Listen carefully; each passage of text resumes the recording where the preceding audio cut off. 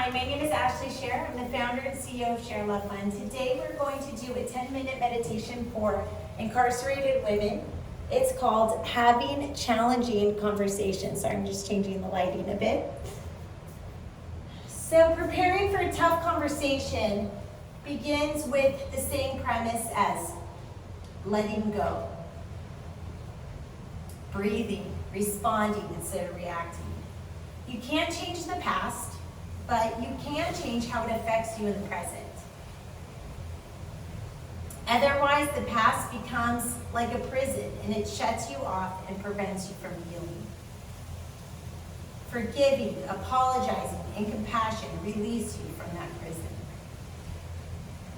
That's a metaphor. So your physical space is not necessarily changing, except we also can sort of make feelings of our own personal health. Let's start with taking a few breaths together. You can breathe in your nose and out your mouth, or however feels comfortable. From time to time, there may be a silence, and that is just to help you internalize your own practice.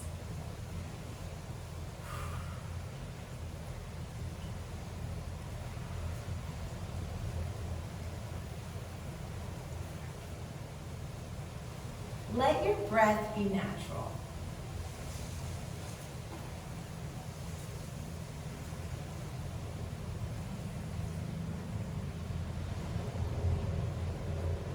Take a moment to pause and feel your breath in your body and feel your feet on the ground.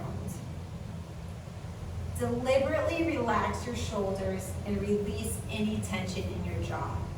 If it helps, you can clench your jaw and release it, or bring your shoulders up and then drop them down. You can also do a stretch from side to side.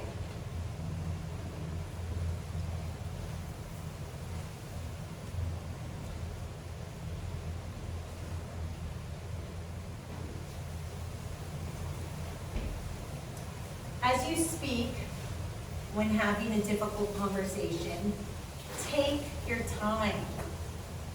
Remember that you control your time. You control what you say and what comes out of your mouth. It's okay to stop and take a breath. Now, in a custodial situation, you might not have so much time to talk. However, by rushing without a plan, that can also lead to distraction and waste time. So I would say either way, taking it slow helps.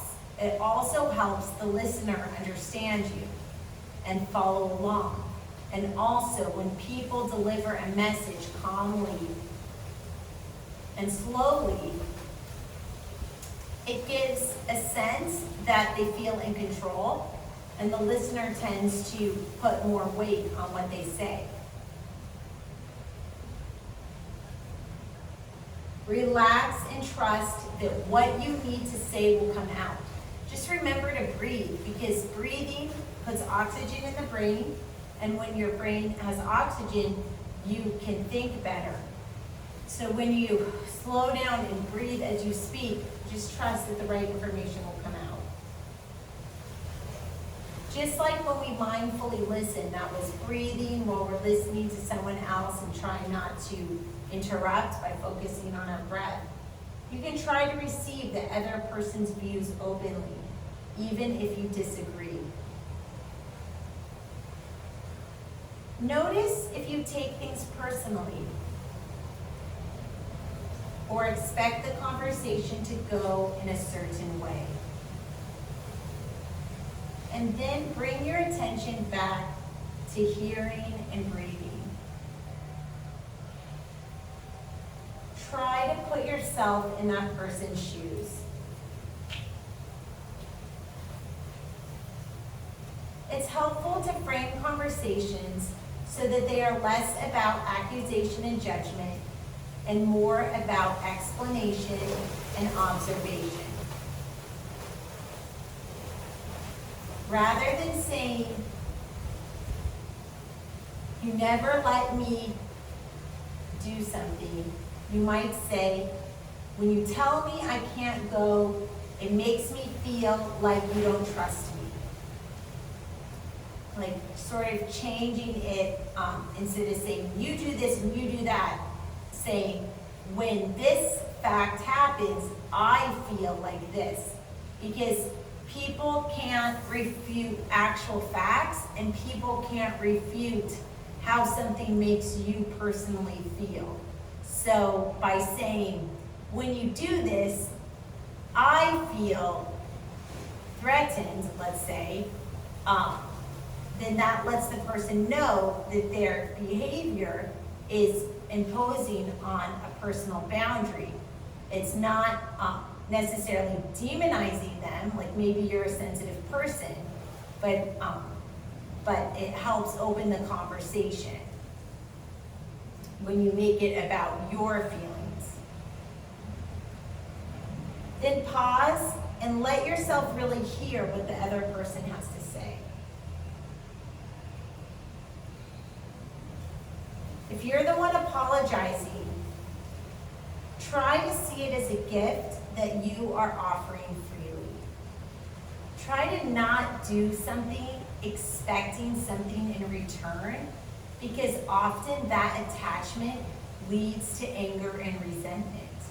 So if you're going to give something like an apology or something of your time, do it because it empowers you, because you feel good about being the bigger person.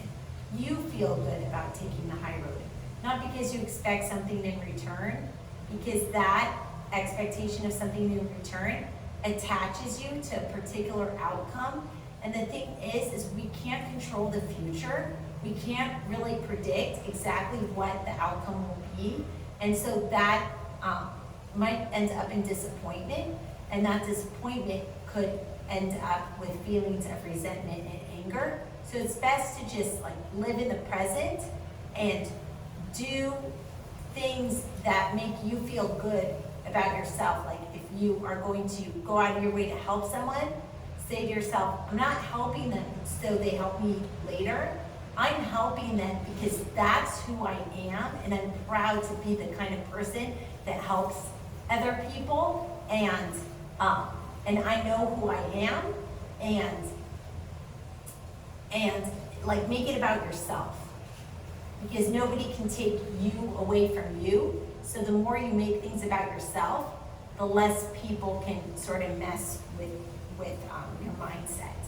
And by having a strong mindset helps you stay in control of your emotions. By staying in control of your emotions, you can control your behaviors more. By controlling your behaviors, you can make calculated decisions to yield the best possible outcomes. No strings attached. You can't control what other people will do with your apology. Peace comes from offering the words without expectation. If you feel resistance or you need to defend your position, try to acknowledge those feelings without needing to believe them. Come back to your decision to find peace in the present moment. Try to make clear requests about what you need now and in the future. What can this person help you with concretely? Ask them what they need and how you can facilitate that. It's okay to feel that this feels hard.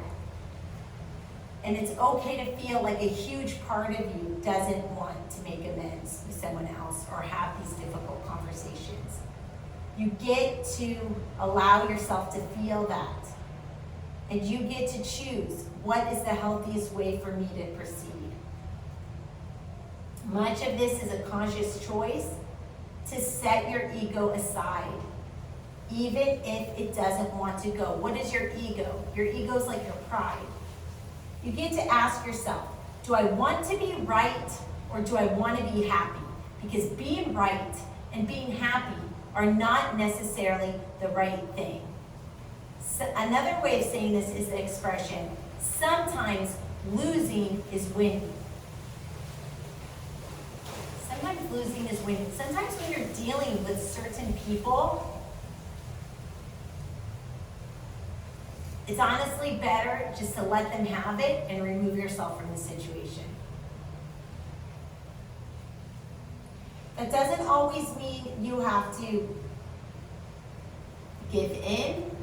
It just means that you acknowledge that the past is its own prison.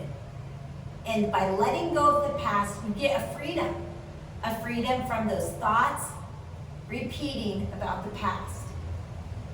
And you'll feel better that you have a choice to live in the present and to make calculated steps towards your future. Namaste.